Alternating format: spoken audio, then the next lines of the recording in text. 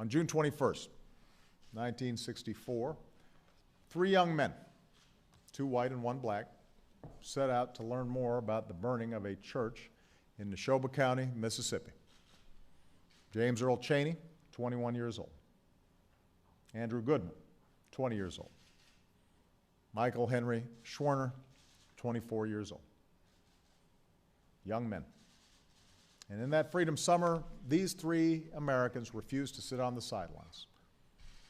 Their brutal murder by a gang of Ku Klux Klan members shook the conscience of our nation. It took 44 days to find their bodies, 41 years to bring the lead perpetrator to justice. And while they're often remembered for how they died, we honor them today for how they lived, with the idealism and the courage of youth. James, Andrew, and Michael could not have known the impact they would have on the civil rights movement or on future generations.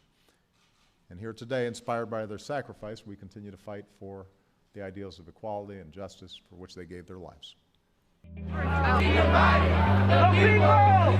Young people are fighting for the soul of our country.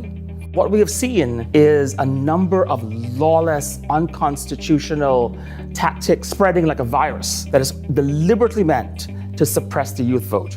The Andrew Goodman Foundation is named after Andrew Goodman, who was my older brother by 3 years. He was actually one of 1,000 volunteers for Freedom Summer 1964. He went to Mississippi and along with James Cheney and Michael Schwerner were murdered by the Ku Klux Klan as they were engaged in planning to do voter registration and get out the vote for the black population. The mission of the Andrew Goodman Foundation is to make young voices and votes a powerful force in democracy. Andy Goodman was a college student, and that's really important because we think that young people are the ones who will figure out how to find the movement that will change things today, just as they did in the 60s. What we're doing about it is bringing together leaders on each campus, so we train young people on each campus. Our ultimate goal is to assist, create programs to increase the voting rate on campuses.